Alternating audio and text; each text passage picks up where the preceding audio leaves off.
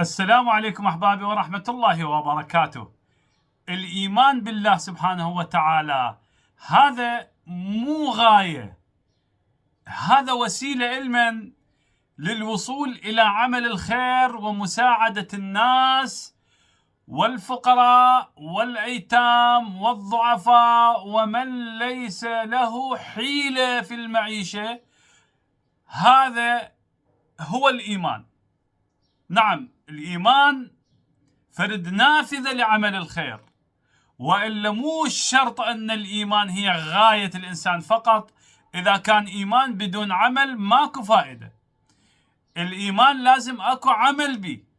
شلون الصلاة إن قبلت قبل ما سواها، كل أعمال الإنسان تنقبل، لكن إذا ردت رد ما سواها.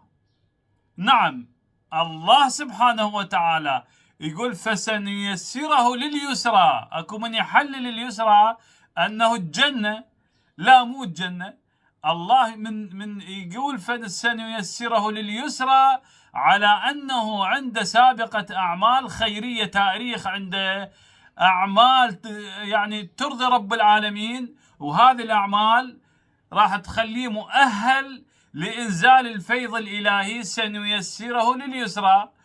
زين، هو جاي يقول ومن يتق الله يجعل له من أمره يسرا. نعم، يعني من أمره يسرا، ييسر لرب العالمين.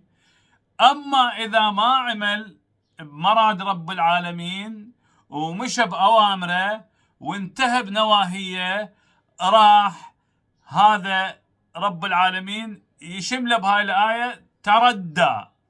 نعم، فسنيسره للعسرى، بعدين وما ينفع ماله.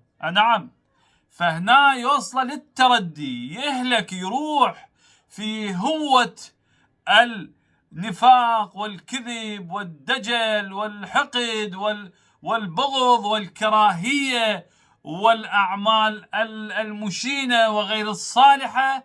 هذا إذا ترك طريق رب العالمين وما مشى به. فالإيمان ليس غاية، نعم، ولكن وسيلة لوصول الإنسان إلى الأعمال الصالحة اللي ترضي نفسه، ترضي بالدرجة الأولى الله سبحانه وتعالى، ترضيه وترضي نفسه، وأيضا البقية أيضا يرضون عليه، لأنه يقولون هذا عمل جيد وبه خير وموفق ومسدد. نعم، بالإضافة إلى أنه ومن يتق الله يجعل له مخرجا ويرزقه من حيث لا يحتسب. ذيك يعني نجعل من أمره يسرا، من أمره يسرا أو يسرا، أموره كلها تمشي.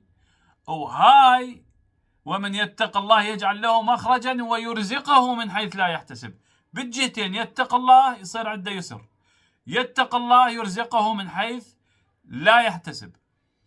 هذه تبين أنه الإيمان شرط لازم يرفق وياه عمل. أي نعم، أما اللي إيمان ما عنده وعمل ماكو، أو بس إيمان وعمل ماكو، ما يعتبر من الذين يرضى الله سبحانه وتعالى عليهم. شكرا لكم، والسلام عليكم ورحمة الله وبركاته.